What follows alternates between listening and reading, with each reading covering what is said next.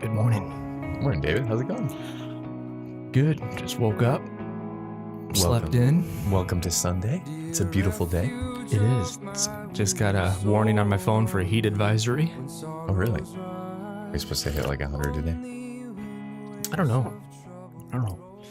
Well, let's read as part of heat advisory in effect from 1 p.m. CDT until 8 p.m. CDT. Heat advisory in effect from 1 p.m. this afternoon to 8 p.m. CDT this evening. The National Weather Service in Twin Cities, Chanhassen, has issued a heat advisory, which is in effect from 1 p.m. this afternoon to 8 p.m. CDT this evening. Temperature heat index values will reach 95 to 100 degrees.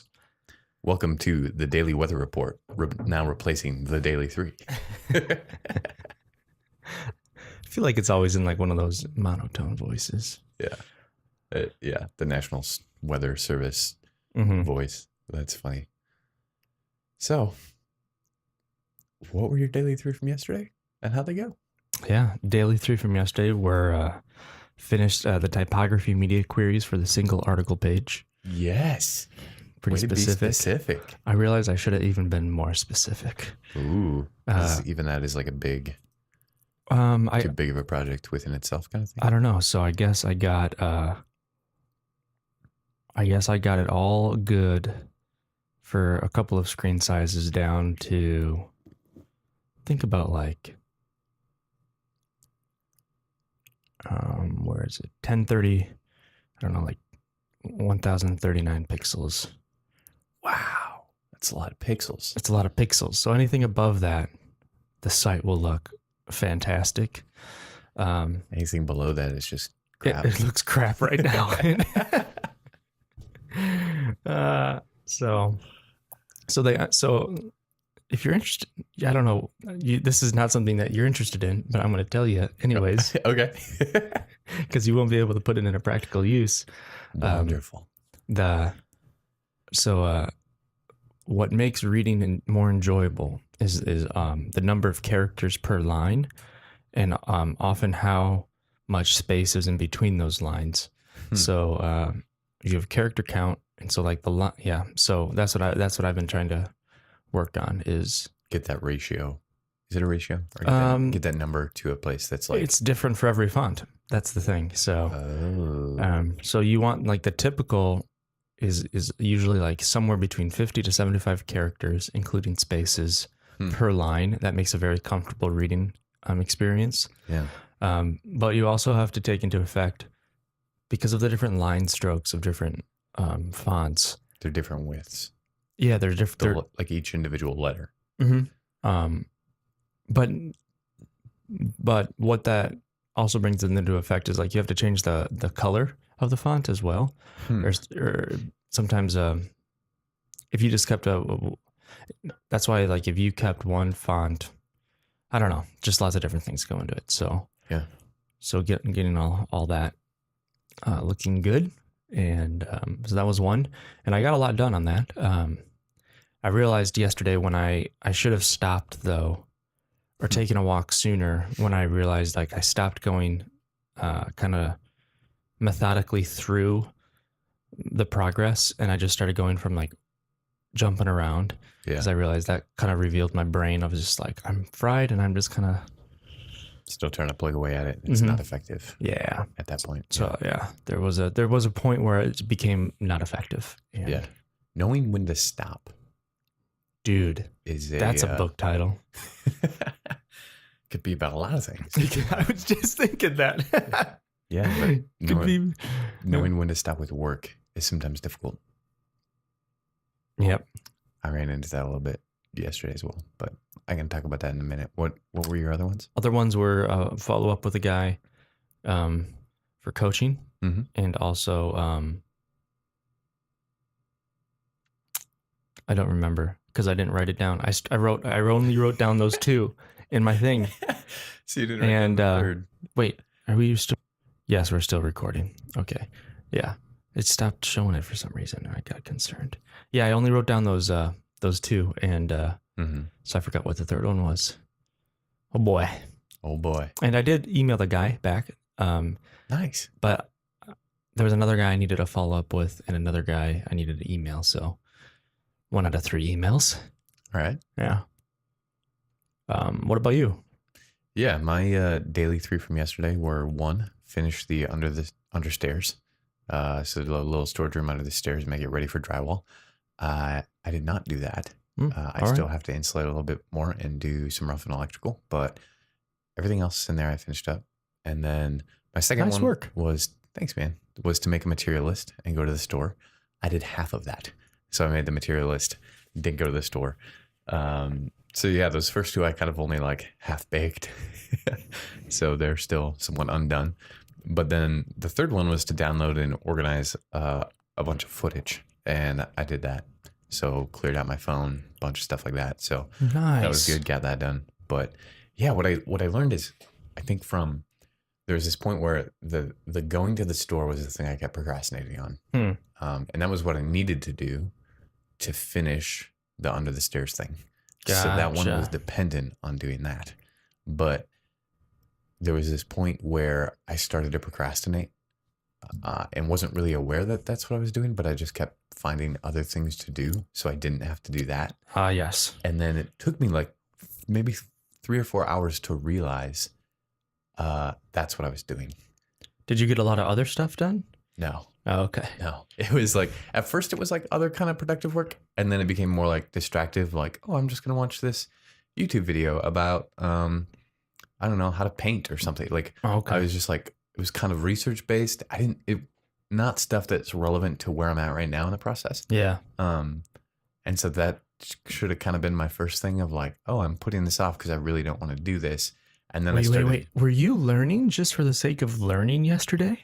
kind of, maybe. Wow. Is that procrastination to you? Yeah, no, I wasn't I wasn't learning for the sake of learning. I was learning for the sake of that was easier than doing what I was supposed to be doing. Oh, If that gotcha. makes sense. So for me, I was distracting myself with that because that was a legitimate and acceptable excuse to not do, to actually go to the store. Oh. Yeah. So I just was, and then I just kept doing other stuff. And then finally there was this point in the day where, I think you went for a walk and then I went to the park to go find you because I was like ready to go to the store. Like everything in the truck, everything to bring back that I'm going to return, extra materials. I had my like everything ready. And then I was like, I don't want to do this. So I was like, I'll just go tomorrow and I'll go find David and let's just go hang out and go grab a beer at a restaurant. So that's what we ended up doing. Yeah. But it was like in that moment of doing that, I started to realize like how important rest is. And I think just from the motivational standpoint of I've been working really long days this week. Yeah.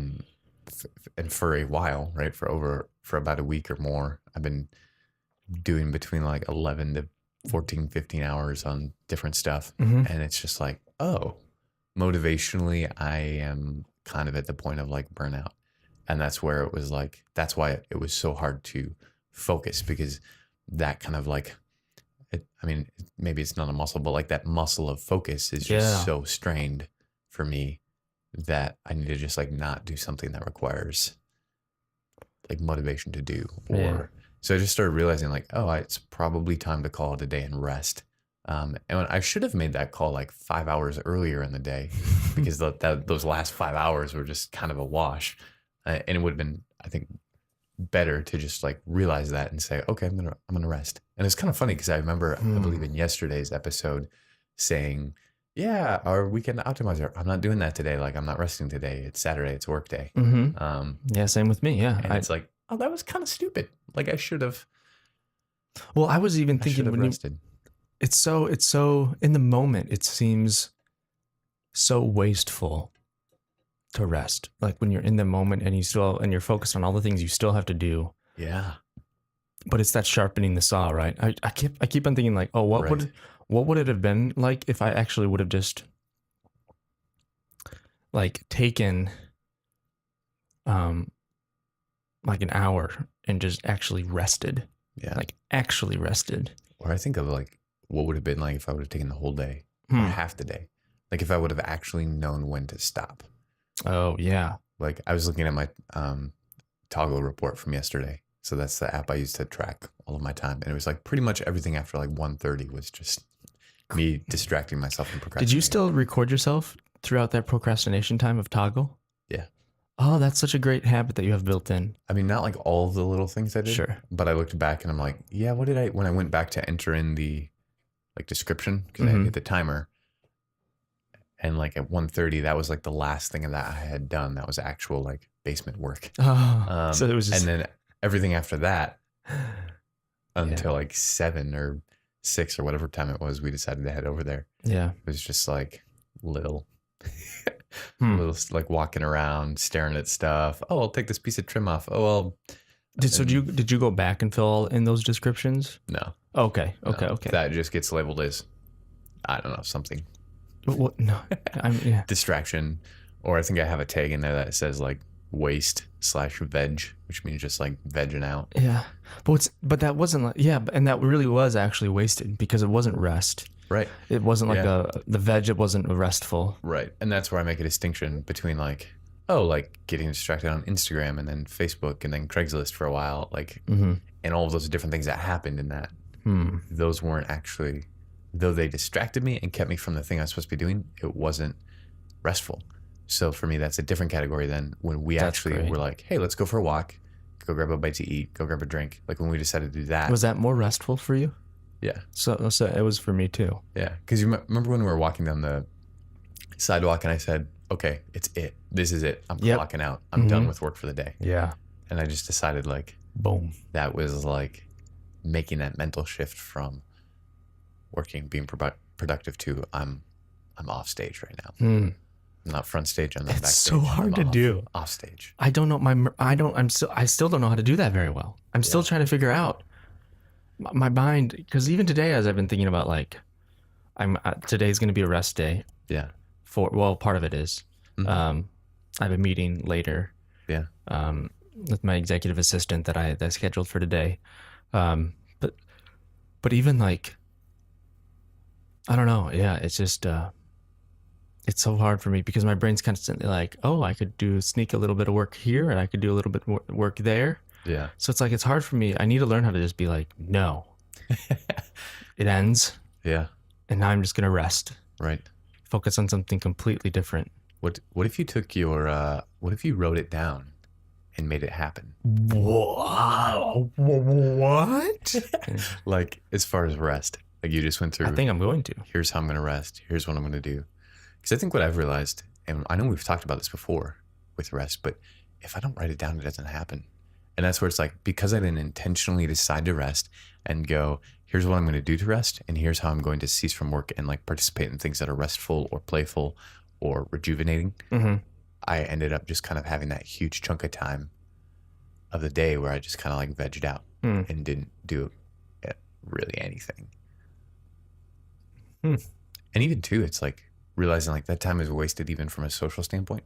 Oh, it's like, oh, if I could, like, I could have had a great day just like even focusing on relationships if I would have just decided I'm going to hang out with my roommates, like with you, with Josh and Heaven, and just not work. But instead it was like, I wasn't doing that because I was still in this weird state of like trying to like convince yourself you're still working. Yeah, when clearly not. It is no longer effective. Well, it's like you're not effective work at least. Right. Yeah. Mike's just running around in the forest with a chainsaw, just cutting parts of trees. Yeah. And it's like, and I'm holding on to the blade and trying to cut the trees down with the handle at that point. Yeah. It's like that ineffective. But man, he's working hard at it, folks. I'm swinging that chainsaw like an axe. I'm out of gas. So it's that is, oh my gosh, just rubbing it back and forth on the tree, trying to cut the tree down with the chainsaw blade. That's great. When I should just take the time to sharpen the blade and refill the tank. Get out of the woods, refill the tank with some gas, go back in later. Yeah. Yeah. That's a great analogy. I like this chainsaw tree analogy. Yeah, it makes me want to go back into logging. It doesn't make me want to do that at all. It makes me want to go see some YouTube videos of guys cutting down like trees where they have 24-inch, I don't know, or what's like a really big, sometimes they have like 48-inch blades. Is that like 4 foot? Yep. Oh my gosh. Where they're cutting down these massive trees and these guys are just pros. It's insane. And you're like, there it goes.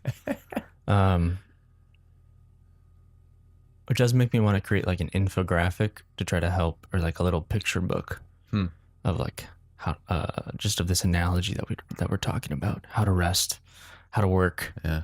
What forest are you in? Right.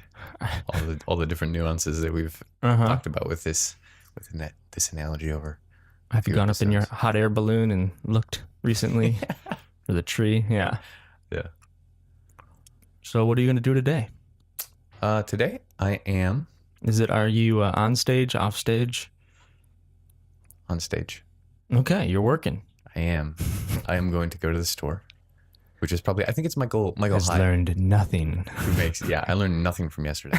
I figured, here's the thing I do. When I get a little bit of rest, I usually think that's like enough. Sufficient? Yeah, sufficient.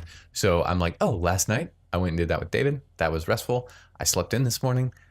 That was restful. So that's all I need, right? I should be good. Now I'm ready to go back with just as much effectiveness when it's like, I've really, you know how we talked about how with the teeth of the chainsaw blade, you have to sharpen them at alternating angles based on the cut of the blade or whatever. That way, when you're using the chainsaw, it doesn't pull to one side or the other. Yeah. So basically what I've done is I've only sharpened all of the teeth that go one way. Yeah. So when I try to cut something, it's going to pull. That's fantastic. Which is stupid, right? But I'm going into my day knowing this. So basically what I want to do is I want to finish up the two things I kind of half did yesterday. So I want to go to the store, go to Menards. That way, if I have that done and like off my plate, then Monday, it's like, okay, I'm all set up to. You mean Memorial Day? Go ahead. Oh yeah, that's right. Another rest day? 3-day weekend. What is that? I don't know. No, it's not Memorial Day. It's a Monday. I don't know what you're talking about. Dude, I was talking to my dad about, he was just like, hey, you want to come over and grill on Monday or do this? And I was thinking in my head, like, it's Monday after I'm working. Like, no. And then he was like, Memorial Day, I have the day off. And I was like, oh. Yeah. I have to get back to you on that. I don't know what I'm doing. Yeah. I feel like this might be kind of morbid, but I feel like something I should do on Memorial Day is just go sit in a cemetery. Yeah, okay. I mean, a lot of people go and visit relatives and stuff in their grave sites, but I mean, just from the standpoint of like, whether I'm visiting someone I know or not, but just like sitting and thinking and reflecting on, I think where like scripture just talks about like, Lord, teach us to number our days. And like other places where it talks about how we are just a vapor or a mist, and just like really think about. I think you're missing the whole purpose of Memorial Day, which is to remember the other people who have. I think so, right? Probably. Yeah. Turn it inwards, though. Turn it inwards, Michael. Yeah, exactly. So I don't know. I think that'd be a good. I would definitely help you reflect on that. I'll do that next year. Ultimate procrastinators rally call. Procrastinators unite. Leaders of tomorrow. That makes me, in my competitive spirit, when you said that, my mind was just like, well, I'm going to dig a grave and just lay in it for tomorrow on Monday. Like, great, you're going to be at a grave site. I'm going to be in a grave. Oh man, there's this reminds me of gosh, I forget the name of the book. No offense meant to Memorial Day or the people who. I'll have to look up the name of the book and put it in the show notes, but the author's name is Wes Yonder, and it's sort of like he talks about in this book, he talks about building his own coffin, like literally. I forget if he's like I don't think he's Amish, maybe it's Mennonite or something, or he came out of I think the Mennonite community, but so he was talking about like his wife thought this was the creepiest thing in the world, but it's actually really cool, like listening to as he is building this and the process of how, like, I mean, we've talked about this idea before, like it's not only that we shape our work, but that our work shapes us. Yeah. And in some ways he's talking about the work of building your own coffin. You're face to face, like you come face to face and you come to know in a very like physical way because you built it yourself, of like, I am going to end up in this box one day. And he just talks about like that process of it is really interesting. I remember, I think I read it as like, I think when I was 17. So I was a junior in high school. And I just remember thinking, I want to build my own coffin. Like that is just sort of like he talks about the reflection that it caused him and like some of the things he starts thinking through as he's doing that. And some of the things he has to come to terms with about who he wants to be in life. Because ultimately, like, he is going to meet death at some point. And so recognizing, like, with that in mind, sober-mindedly thinking about, like, how then do I intentionally live right now to be who God is calling me to be and creating me to be? Yeah. How do I not waste my life, essentially, to use John Piper language? Yeah. And it's super. I think that's one of the reasons when I like it. I feel like I've only been to one or two funerals where they've done this, but sometimes you get to put some of the dirt, or sometimes they lower the casket into the ground and then they start putting some dirt over it. Yeah. I love that idea because it makes, there's like it's like, well, I mean, all funerals are rituals and to help bring closure, and to help, for loved ones and just as a way to respect the person. But I liked, there's something about like going back into the earth and seeing that happen. I always like that. I always appreciate, because I think back to, just because it's like, oh yeah, like let us not fool ourselves with these ornate boxes and this Egyptian-esque tomb, like godlike status of where we now get to rest. Like, no, it's exercise in humility. Death is not rest, not at all. Death is a curse. It is. It's like, this is not our final resting place. We often say that of death, and no, and especially if as believers of Christ, we won't. In a sense, we won't ever die. In a sense, like, we won't ever experience. Depending on, this is a whole different topic, but the man on the cross who says, "Remember me, Jesus," and he says, "Today you will be with me in paradise." Like, the moment that man lost consciousness, I believe he was with Jesus in paradise. So I don't know if he even really experienced this, like this night of sleepful death, or like what we think of when we go to sleep at night and wake up, or if it's just going to be like a blink and then, oh, hey, I'm no longer in pain and now I'm with my Lord. Which is so weird to think about. It makes me think of the elves I've been reading about in Lord of the Rings, like these people who live like hundreds and hundreds and hundreds and thousands of years. Like, that is in some ways what I think of. We don't realize, like, your life you're living now, and if you're in Christ, you will continue to live and continue to live. Like, this is the very beginning of our lives here on earth. And it shapes very much so the rest of eternity.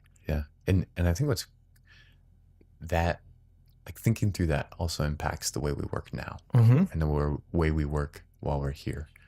Because this idea of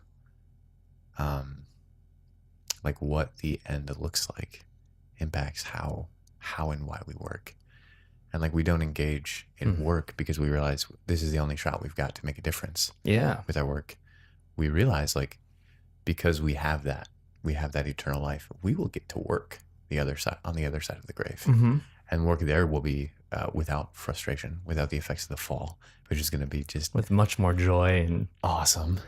Just think of like how exciting it will be that at least that's what I think of, like new heavens, new earth. How exciting it will be to be able to like completely master a craft. And then be able to like create, I don't know, in the new heavens and new earth will be. I am super excited. I hope this is a thing. Don't actually know. If it is or if it isn't, I'm cool either way. But I'm like, I hope Jesus is going to teach some carpentry classes. Ooh. And I'll get to like literally be like, yes, apprentice of Jesus as a carpenter. Like, actually, like, show me how to do like really good trim work, because that's not something I'm great at. Like, that'd just be fun. Because Jerry from my old job didn't know how to do trim work at all. Thanks, Jerry. Thanks, Jerry. Apprentices of Jerry, line up over here. You'll be retaught by Jesus. The new heavens and new earth. I don't know. It's fun to think about, though. Daily 3.